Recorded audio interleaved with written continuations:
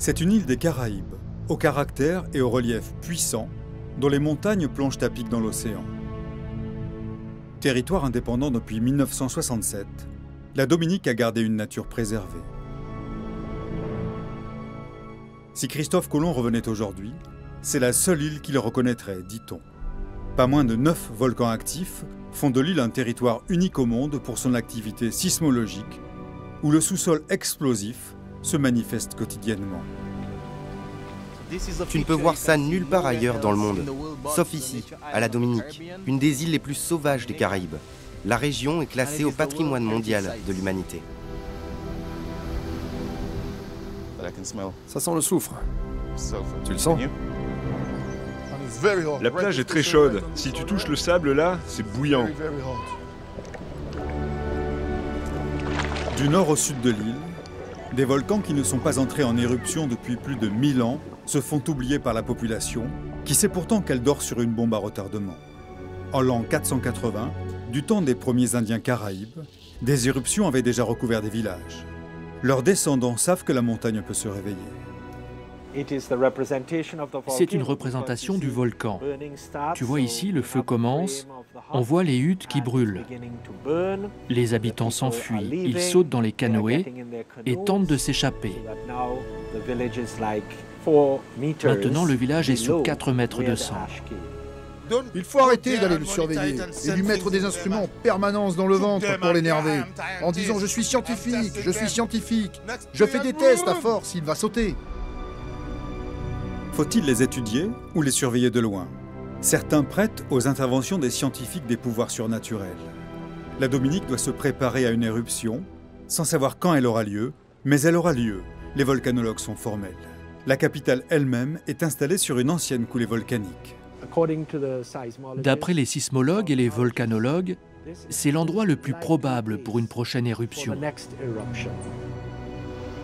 Le problème, c'est que d'autres catastrophes naturelles la malmènent plus régulièrement, les tremblements de terre et surtout les ouragans qui reviennent chaque année.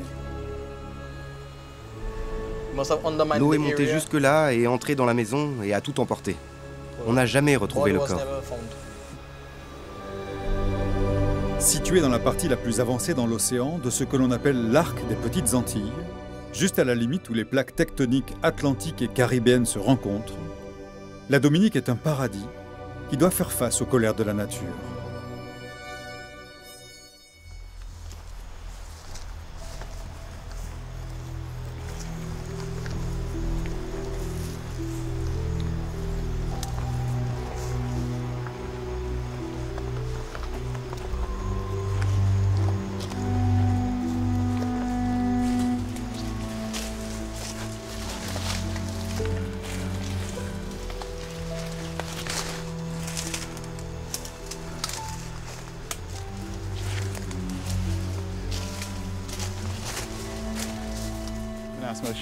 Ah, c'est pas facile, mince.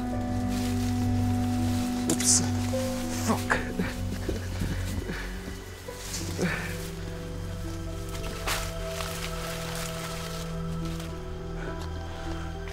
Ok, merci. Bravo. Bon, c'est là. Dans un coin de l'île de la Dominique, difficilement accessible, les volcanologues Thomas Christopher et Oswald Carty, son assistant, trouvent enfin ce qu'ils cherchaient. Un pan entier de montagne complètement pelé, où rien ne pousse, et où des vapeurs brûlantes à la forte odeur d'œufs pourris sortent par des trous comme par tous les pores de la peau. Tu as vu? C'est chaud, hein? Et ça sent le soufre. Tu le sens? Tu le sens? Ce type de paysage est typique des zones de production de soufre. Regarde cette boue. Tu ne vois ça nulle part ailleurs que dans des endroits où il y a des gaz soufrés. Le soufre transforme le calcaire et tous les minéraux en boue, en terre.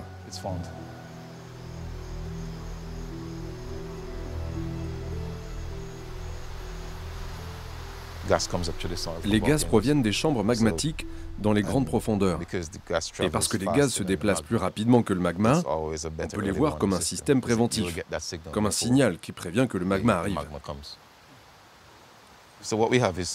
Nous avons ici deux capteurs, H2S pour le sulfure d'hydrogène, SO2, le dioxyde de soufre, un spectromètre pour le CO2, le dioxyde de carbone et l'eau. Donc 3 capteurs pour les gaz, une carte, une batterie, une pompe, des durites et un GPS pour localiser les mesures.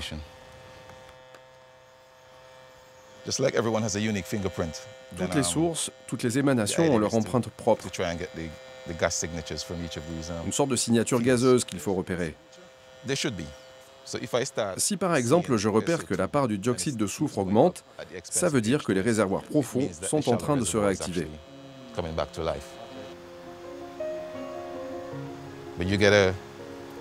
Bien sûr, c'est une estimation, non une donnée très précise. On sait que le réservoir se trouve entre une profondeur de 7 et 10 km.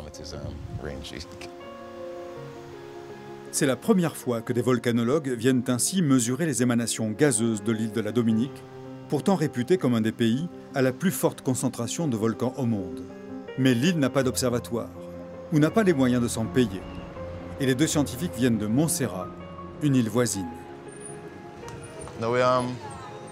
Nous sommes volcanologues. On mesure les gaz qui sortent du sol.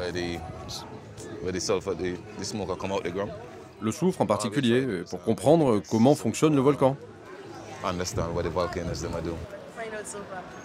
Il va se passer quelque chose? Non, non, pas pour l'instant. Nous, on étudie juste.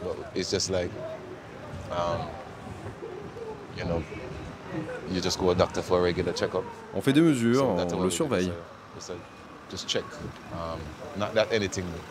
Il n'y a pas de raison de s'inquiéter. Non, pas pour le moment. Il faut juste garder un œil dessus. Merci. Pas de souci. Pas de problème. Tout va bien. Tout va bien. Il y a des productions de vapeur dans le village juste derrière. Toute la zone est très active. On essaie d'expliquer aux gens ce que nous faisons. Et la question principale, c'est est-ce qu'il y a du danger? Et la réponse est non. Nous faisons juste un travail routinier de mesure et d'étude du volcan. Nous ne sommes pas ici parce que le volcan va entrer en éruption, mais parce qu'on essaie de comprendre comment il fonctionne. Il n'y a pas d'urgence, les prélèvements commencent juste. Il faudra revenir et comparer avec les mesures de Thomas et Oswen et ainsi déceler une évolution éventuelle. En faisant un petit survol rapide de l'île par les côtes, on s'aperçoit immédiatement du relief extraordinairement chaotique et escarpé que des éruptions successives ont forgé pendant des millions d'années. Peu de plages et des falaises qui tombent à pic dans l'océan ont maintenu l'île dans un relatif incognito touristique qui en fait aujourd'hui encore un territoire sauvage.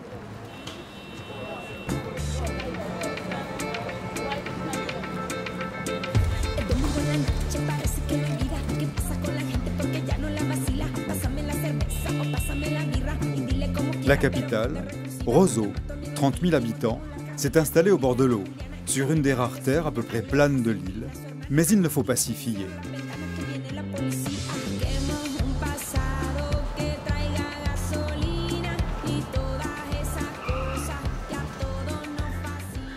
Nous avons rendez-vous avec Lennox Honeychurch, le directeur du musée national.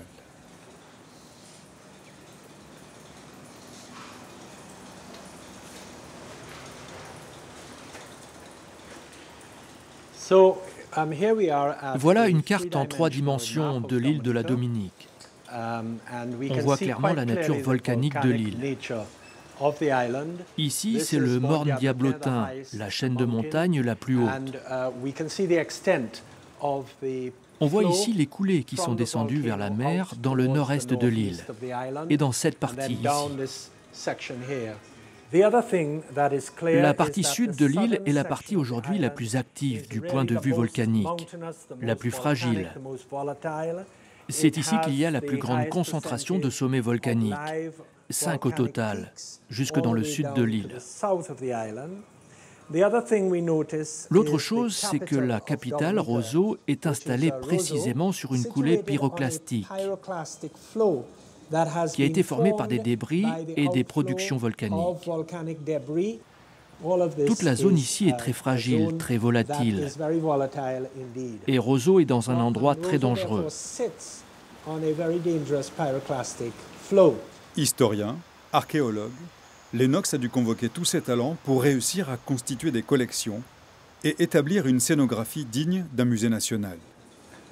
C'est vous qui avez fait ce dessin? Oui. C'est une version très simplifiée du fonctionnement des volcans aux Caraïbes. C'est pour les enfants, par exemple. La première chose ici, c'est l'île de la Dominique. Et ici, la plaque atlantique sous l'océan Atlantique.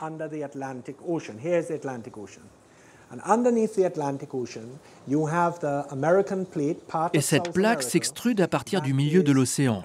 Elle se développe, elle se dilate et se dirige vers ici.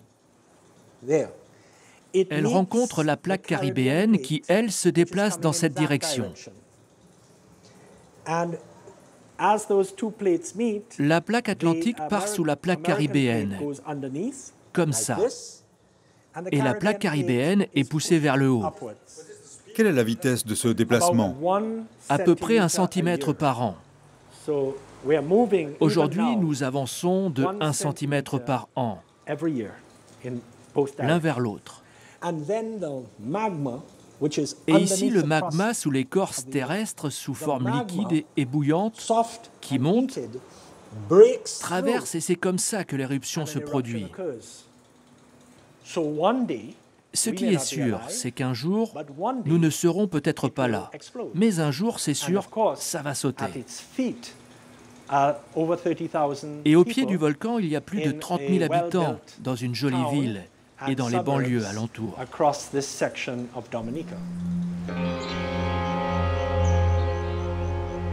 Sous ses allures bienveillantes, le directeur du musée national n'est pas très rassurant, mais pourquoi s'inquiéter? De mémoire d'habitants, aucun volcan n'est jamais entré en éruption à la Dominique. Ils peuvent très bien rester actifs sous la terre, tant qu'ils laissent les hommes vivre tranquilles à la surface. Tu sens l'odeur du soufre? Attention en descendant. Dans le village de Woton Waven, un des sites les plus actifs, on a décidé d'en prendre son parti. Rachida, une guide Rasta, est aussi médecin traditionnel. C'est bon pour la peau. Si tu as des infections de peau, c'est bon pour le corps. Si tu as des rides ou des boutons, tu prends de la glaise et tu t'en mets sur le visage. Tu peux te badigeonner comme ça. Ouais, ça marche. Si tu as de l'eczéma, c'est bon aussi. On a vraiment de la chance d'avoir ça.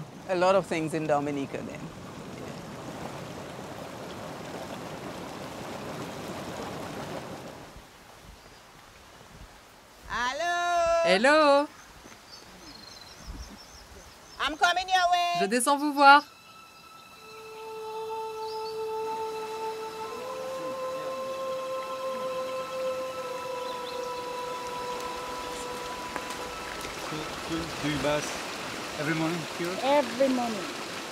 Tous les matins, je me baigne ici. Tous les matins et tous les soirs. Oui, je ne peux pas m'en passer.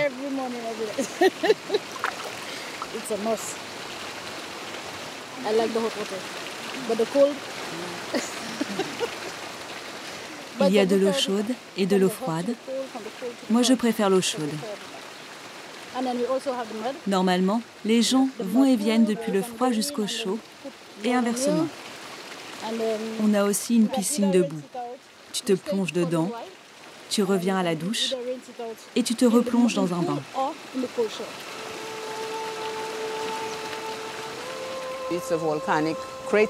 Le village est au milieu d'un cratère. Tout le monde ici sait que nous vivons dans un cratère. Si tu regardes tout autour, tu ne vois que des montagnes. Et nous sommes entourés de sources chaudes, de sédiments volcaniques. Mais le volcan est éteint. Enfin, les gens pensent qu'il est éteint. Parfois, j'ai des sueurs froides et je me réveille en me disant Ouh là là, si un jour il se réveille. Mais vous y pensez de temps en temps? Oui, oui, j'y pense. En attendant, la vie à Watonwaven est proche de celle d'un Éden caraïbe. Nous tombons nez à nez sur un des responsables de la mairie qui s'occupe justement du tourisme. On va dire qu'en ce moment, il est calme. Oui, il est calme. Il ne dort que d'un œil. Un œil fermé, un œil ouvert. Mais s'il s'énerve, il faudra gicler. Mais tu sais, nous sentons parfois des tremblements, des vibrations, des petites. Peut-être que tout le monde ne les sent pas de la même manière. Mais moi, je les sens. Je suis attentive. Oui, moi, je les sens en permanence. Je te le dis, je les sens tout le temps. Tu sais, c'est difficile de vivre en se disant quelque chose peut arriver. Dans 10 ans, dans 15 ans, il faut s'inquiéter, et rester aux aguets parce que si c'est le cas, personne ne voudra venir. Personne ne voudra investir. On ne peut que vivre au jour le jour. Et si ça arrive, eh bien on verra. De toutes les façons, nous ne sommes pas propriétaires de cette terre. Nous ne sommes que de passage. C'est pour ça que nous invoquons la mère nature, ou Dieu, ou Jah, et quand le moment viendra, il viendra.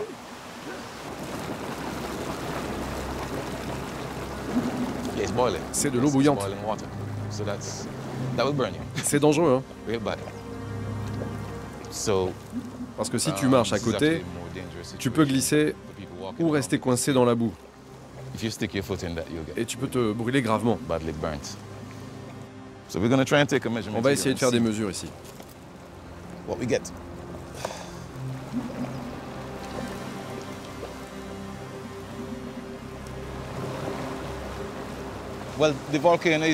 Le volcan en ce moment n'est pas vraiment actif. Et les gens vivent ici avec ces manifestations depuis des années, depuis des siècles même. Et ils sont heureux. Ils essaient juste de ne pas se brûler. Nous, on essaie d'éduquer la population au risque volcanique.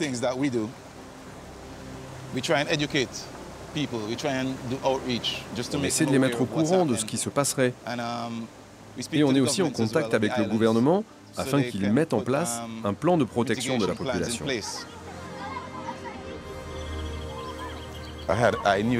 Je crois qu'il y a de l'activité par ici. Je ne sais pas exactement où. Il y a un pont là.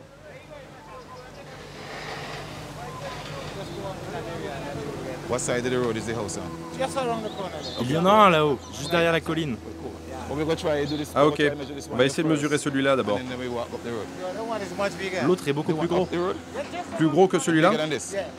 Oui, juste au bord de la route là-haut. Ok, merci.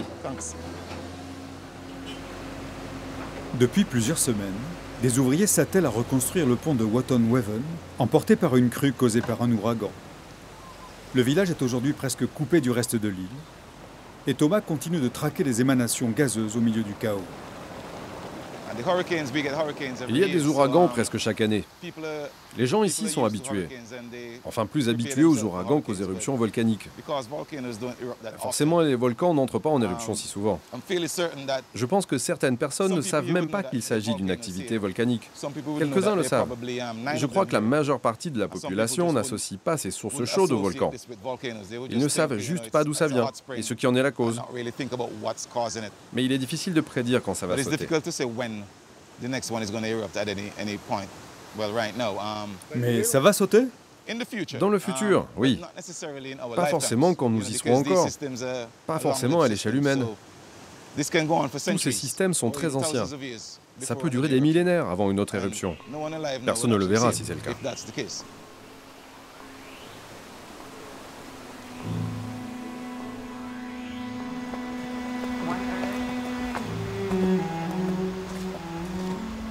Avant l'ouragan, l'île de la Dominique était un paradis pour les marcheurs et les randonneurs.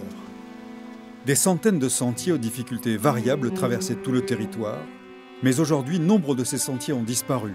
Les ponts ont été arrachés, des arbres entravent la progression, et certains pans entiers de montagnes sont tombés. Plus aucun guide ne veut s'aventurer aujourd'hui à l'intérieur, et quand le brouillard se lève, on ne peut pas dire qu'on soit rassuré.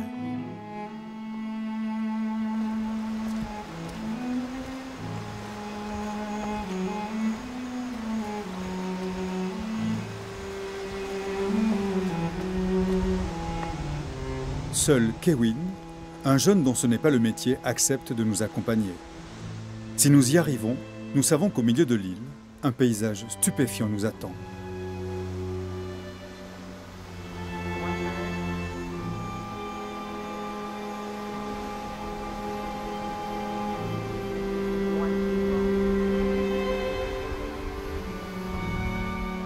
Une vallée entière, bouillonnante, fumante, où les rivières sont blanches ou noires de sédiments et où il faut faire attention aux projections.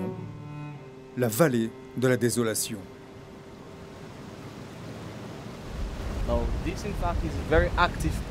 Ici, c'est une des zones les plus actives de la Dominique. Pourquoi la vallée de la désolation? Oh mec, je ne sais pas trop, tu te demandes ce qui se passe ici.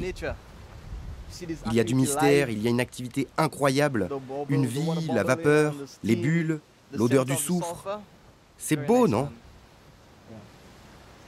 Les gens d'ici, ils viennent une fois. Ils ne reviennent pas, parce que tu as vu, la marche est dure.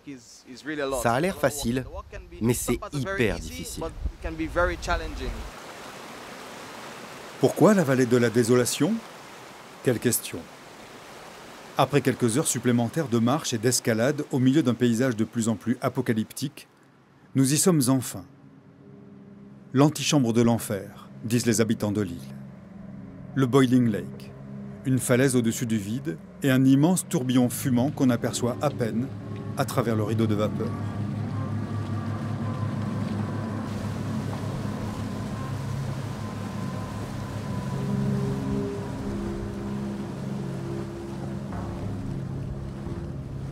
C'est le deuxième plus grand lac bouillant du monde, mais le seul de ce type, et le seul de toute la Caraïbe. Ici, c'est le Morne Trois Pitons, le deuxième plus haut massif montagneux de la Dominique. Nous sommes dans un parc national protégé et classé au patrimoine mondial. Tu trouves ça comment? C'est très impressionnant. Tu vois, l'eau arrive par la petite rivière qui coule là et alimente le lac. Quand ça bouillonne, ça veut dire que le magma monte. Et le niveau de l'eau monte en même temps. Parfois, ça s'arrête de bouillonner. Tu aimes bien venir par ici? Ah oui, j'aime beaucoup.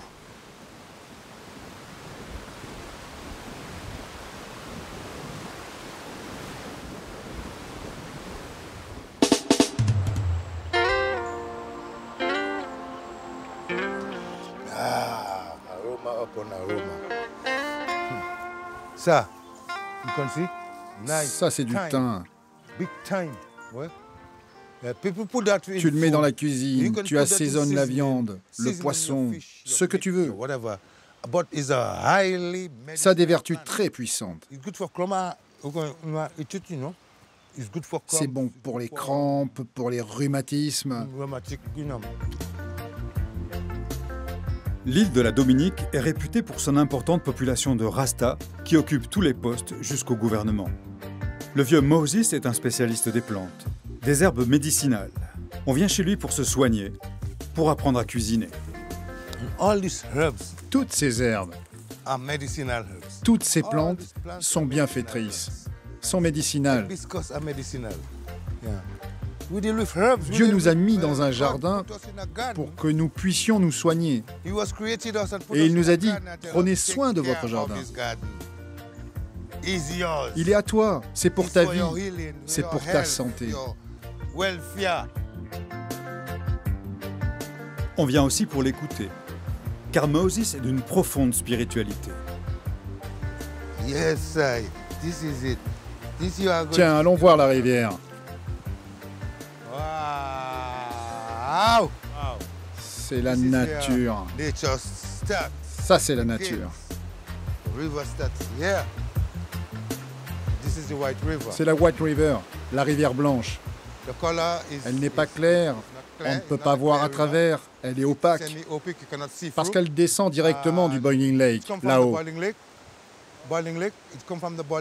et qu'elle est chargée de tous les minéraux, de tout le soufre. Ici, parfois, ça sent tellement le soufre.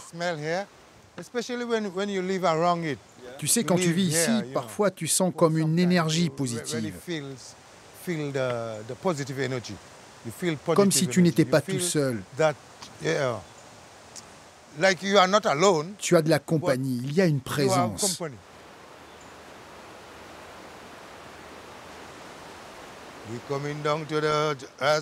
Ah, là, on arrive au paradis du Rasta. C'est le jardin du ciel. C'est le cœur du jardin, ça, non? C'est le cœur du jardin, oui. Ah.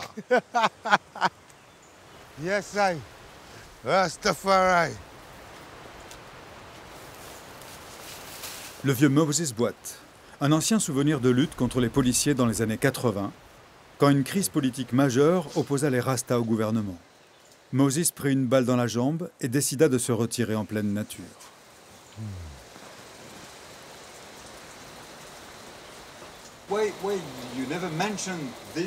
Moses, pourquoi tu ne mentionnes jamais cette force naturelle du volcan qui est dans le sous-sol? Parce que les gens parlent trop du volcan. Et peut-être même que le volcan, il vaut mieux ne pas trop en parler. C'est pas une bonne chose. Il vaut mieux le laisser tranquille, tu sais. Je pense qu'il devrait arrêter de le surveiller, de l'emmerder avec des sondes. Un lion qui dort, il vaut mieux le laisser dormir, non? Il faut arrêter de lui mettre des trucs dans le cul en disant « je suis scientifique, je fais des tests ». Parce qu'il va sauter, il va se vexer. On va le vexer à force.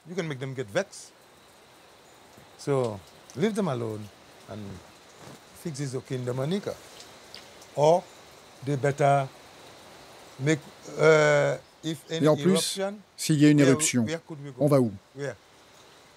On sera évacué vers où? Ils vont tous nous emmener où? En Guadeloupe? En Martinique? En Antigua?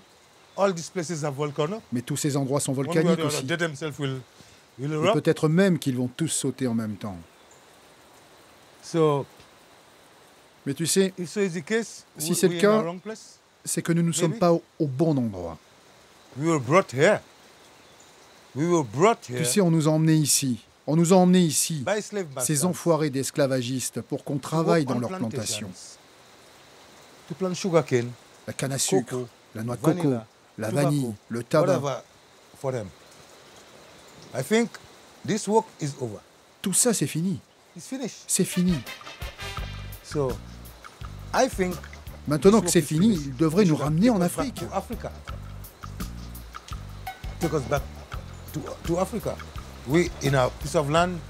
On n'est pas au bon endroit. On est sur une petite île avec 9 volcans. On a des ouragans tous les ans. On est sur une petite île malmenée. Secouée en permanence par les tempêtes, les volcans et tout ça.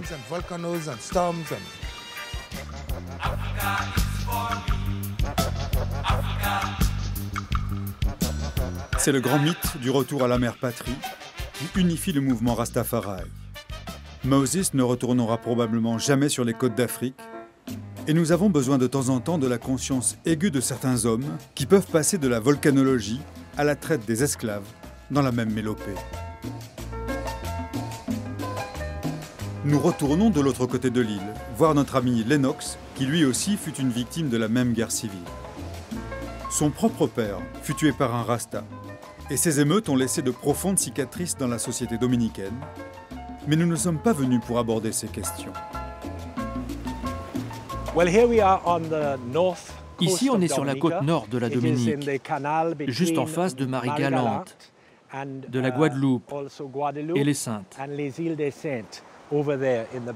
C'est un canal très important. C'est par ici qu'est arrivé Christophe Colomb à l'occasion de son second voyage et qu'il a découvert les Caraïbes. Quand il est arrivé ici en 1493, il n'a pas pu accoster, car il n'y avait pas de baie protégée. Et il n'a pas réalisé que de l'autre côté de l'île, c'était calme. La côte atlantique est effectivement soumise aux vagues, et les rochers ne permettent pas d'accoster. C'est sur cette côte que Lennox a construit sa maison, censée résister aux ouragans, avec l'océan à perte de vue.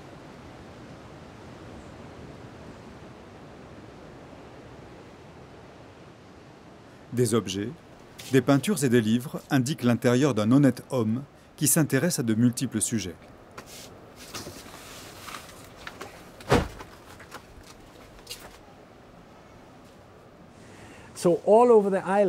Tout autour de l'île, avant que les Européens n'arrivent, on trouvait ces pierres volcaniques sculptées. Elles étaient très importantes pour les échanges. On échangeait une pierre comme celle-ci avec une île comme la Barbade, qui est une île corallienne, où il n'y a pas de volcan. Les indigènes étaient très au courant. Ils sentaient qu'il se passait quelque chose. Peut-être à cause des émanations de la vapeur ou des tremblements de terre. Ils savaient que quelque chose se passait. C'est la raison pour laquelle, dans beaucoup de sites archéologiques que nous avons fouillés, recouverts par les éruptions, nous n'avons pas trouvé de squelettes. On ne trouve pas de squelettes dans les villages submergés, mais on ne sait pas s'ils ont pu se sauver ou s'ils ont été rattrapés par les nuées ardentes du volcan alors qu'ils étaient dans leur bateau. En plus d'être un historien et un archéologue généreux de son temps, Lennox dessine.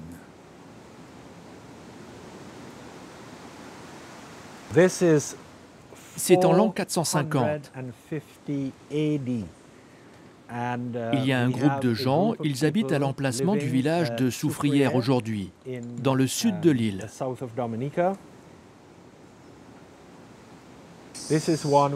Ça a été trouvé dans une grotte.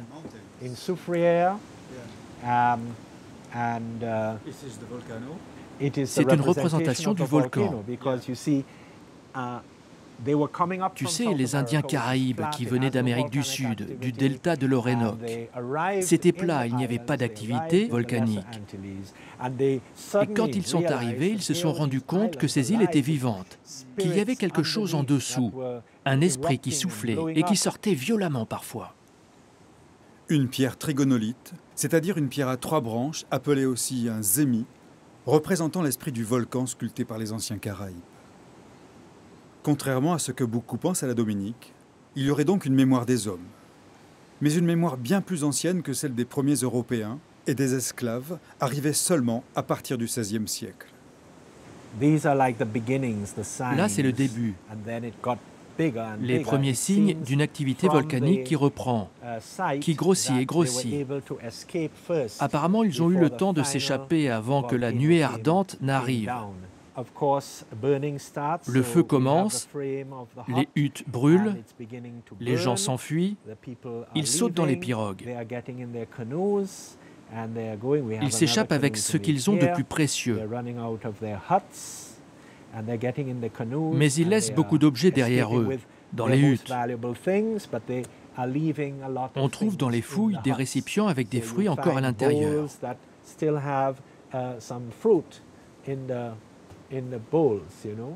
Aujourd'hui, le village est sous 4 mètres de cendres.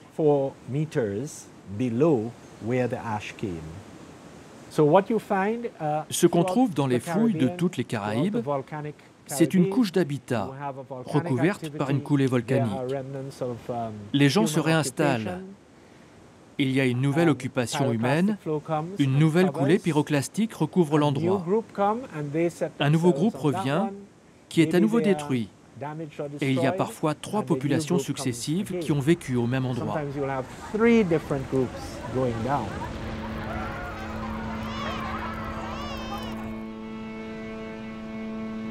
Le dessin de Lennox ferait presque peur. Les coulées pyroclastiques, ou nuées ardentes, spécialité des Caraïbes, sont bien plus dangereuses et plus rapides que les simples coulées de lave des autres volcans. Nous retournons voir Kewin, qui nous avait emmenés au Boiling Lake, et qui a voulu nous montrer son village. Agrippé sur un isthme, dans un paysage époustouflant de beauté, Scott's Head a subi les foudres de la nature.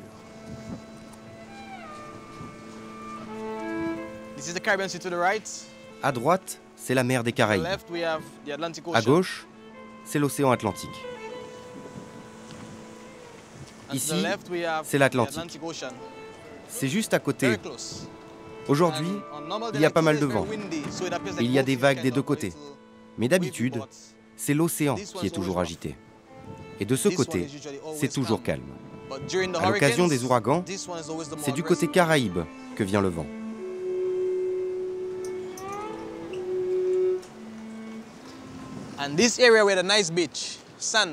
Ici, c'était une belle plage de sable.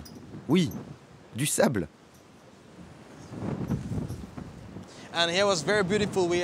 Il y avait un joli petit centre de plongée qui appartenait à des Français et qui organisait des plongées profondes. Ici, il y avait des arbres, des amandiers, des bancs. On se retrouvait là pour discuter et s'amuser. Des toilettes là, un bar, tout a été détruit.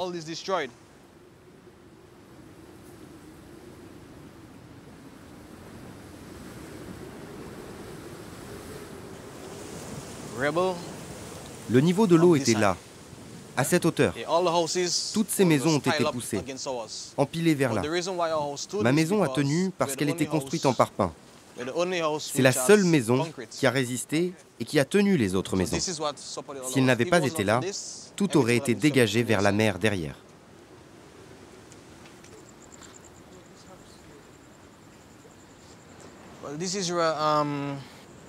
Là, on est chez Ashton et sa femme. Ce sont des Dominicains qui vivaient à l'étranger. Ils étaient à la retraite. Pendant l'ouragan, ils ont voulu rester dans la maison, parce qu'ils avaient déjà vécu beaucoup d'ouragans avant. Et ils pensaient que la maison allait tenir. Ils n'imaginaient jamais que cette fois-ci, ça ne serait pas le cas. Malheureusement, ça l'a été, et la mer a emporté la femme.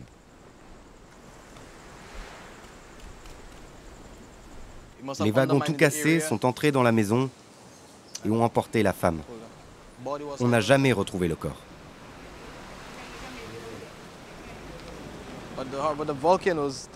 Tu sais, la dernière éruption du volcan a eu lieu il y a peut-être plus de 500 ans. Alors les volcans, par rapport aux ouragans, tu comprends que ce n'est pas la priorité.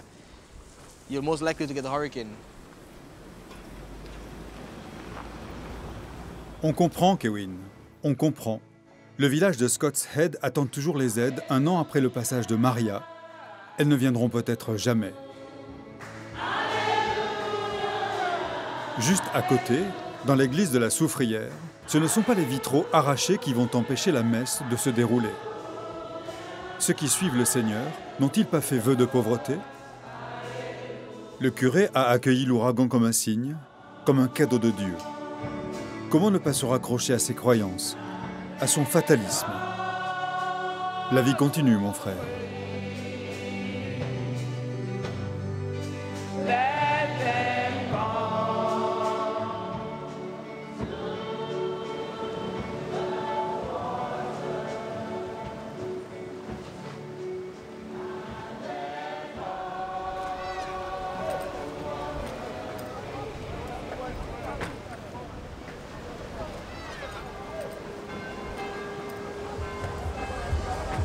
Sur la plage de Soufrière, juste devant l'église, une petite cahute accueille le public. Une petite enceinte de cailloux délimite la baignade, mais le secret du lieu se trouve sous la surface.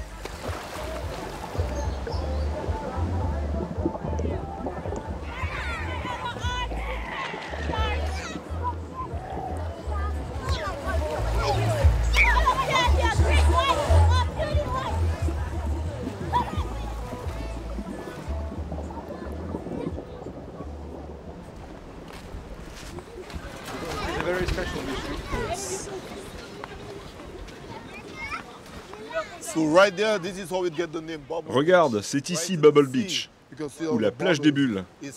Il y a des bulles qui sortent du fond de l'eau. Ça vient du volcan, suis-moi. Tu vois les bulles?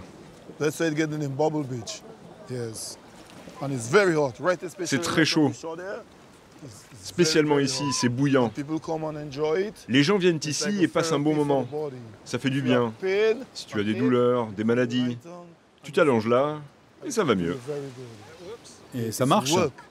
Oui, ça marche. C'est comme de l'eau miraculeuse.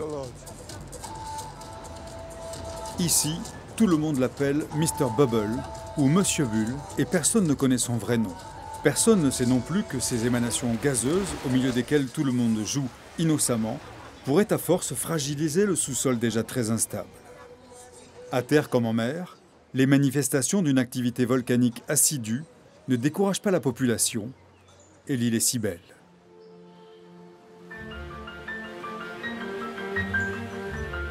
Au nord de l'île, nous n'en avons pas fini avec notre personnage aux multiples talents. Entièrement rénové, un fort en pierre noire se dresse fièrement au-dessus de la baie de Portsmouth. C'est le fort Cabritz, un fort anglais dont Lennox, missionné par le gouvernement, a entièrement supervisé la restauration. Les ingénieurs du roi sont arrivés ici et se sont demandé comment ils pourraient profiter de l'endroit. Comment profiter de la protection naturelle que leur offrait la géographie montagneuse et volcanique de cette baie. Et c'est pour cela qu'ils ont construit le fort ici. Entre ces deux collines, il a suffi qu'ils ferment la vallée entre les collines et installent le fort au milieu. Le cratère lui-même leur a servi pour installer toute la garnison. Il y avait 700 soldats, 300 esclaves et du personnel qui travaillait pour eux. En tout, ils étaient près d'1 millier. Il y avait de la concurrence. Les pirates français, anglais, hollandais se sont aussi rendus compte que l'endroit était idéal.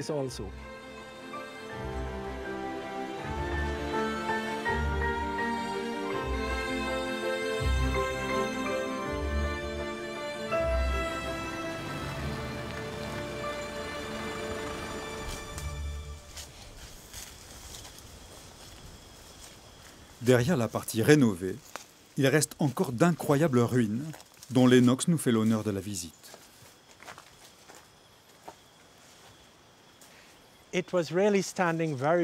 C'était encore en assez bon état il y a près de 20 ans.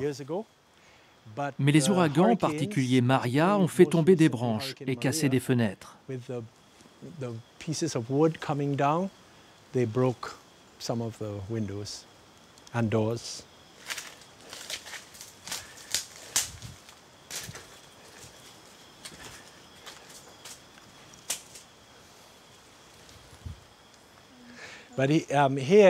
Ici, tu as une combinaison de briques qui ont été importées d'Angleterre et des pierres volcaniques qui ont été taillées sur place dans les sédiments rejetés par le volcan. Ici, ils avaient stocké de la mitraille, des boules de canon,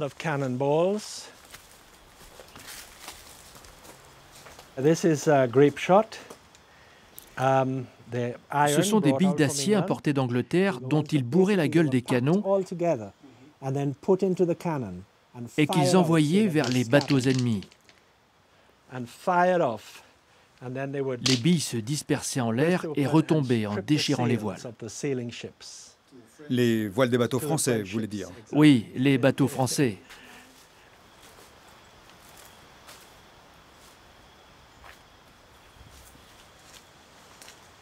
Un peu plus loin, d'énormes canons sont encore orientés vers le large.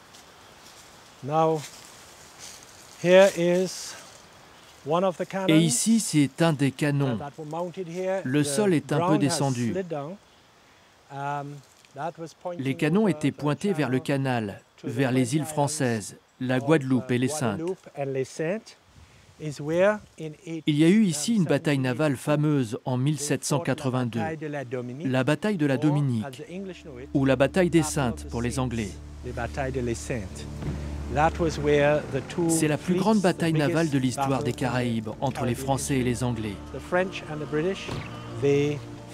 Le vent a tourné et les Français ont perdu. Et à partir de cette défaite, ils ont perdu plusieurs îles aux Caraïbes par le traité de Versailles en 1783.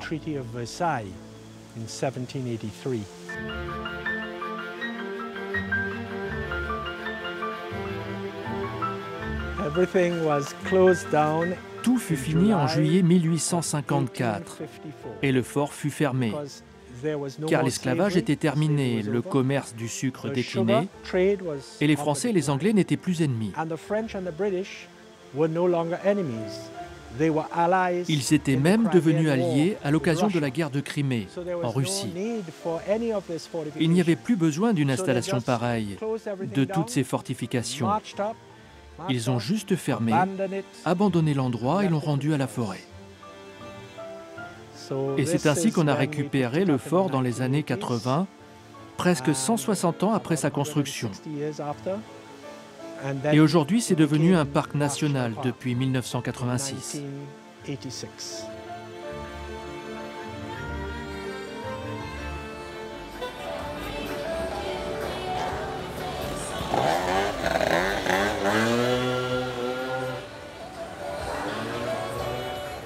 Nous retrouvons à Roseau Thomas et Oswen qui sont en train de clore leur première mission de mesure et commencent les interprétations.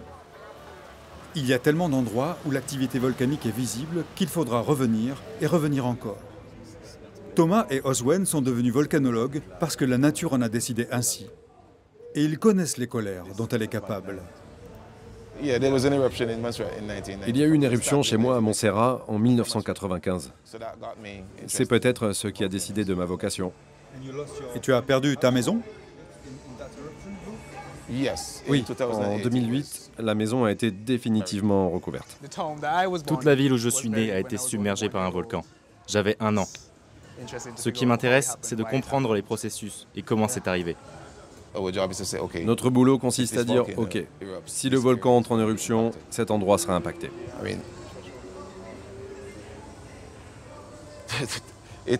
Tu sais, ce n'est peut-être pas très correct à dire, mais tout dépend de l'endroit où tu habites dans le monde.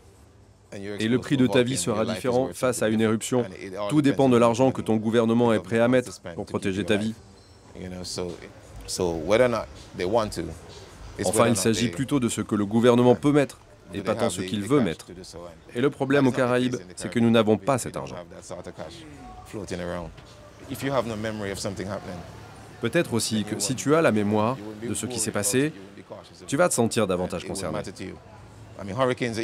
C'est le cas des ouragans. Les gens ici savent quoi faire en pareil cas. Les habitants ici n'ont jamais vu d'éruption.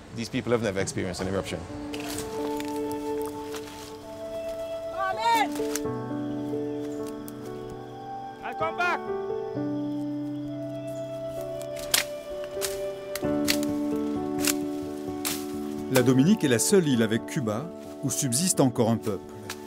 Un peuple qui descend directement des premiers Indiens caraïbes, les Kalinago.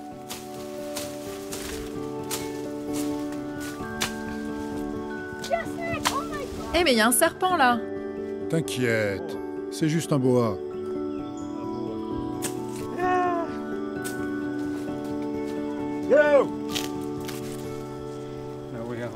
On est arrivé. Miranda et Gérard Langlais sont les chefs de la communauté Kalinago. Ils ont accepté de se laisser accompagner à l'occasion d'une cérémonie très secrète, en haut d'un rocher sacré gardé par un serpent.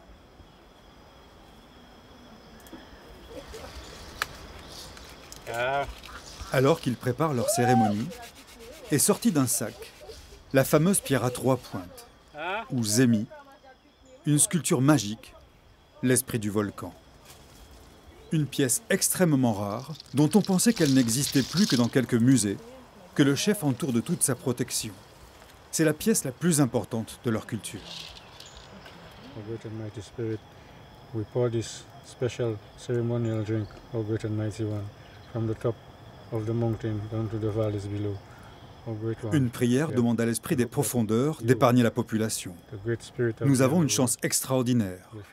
Les Kalinago, qui ont perpétré depuis des siècles la mémoire du volcan et lui célèbrent encore un culte, n'avaient jamais laissé filmer cette cérémonie.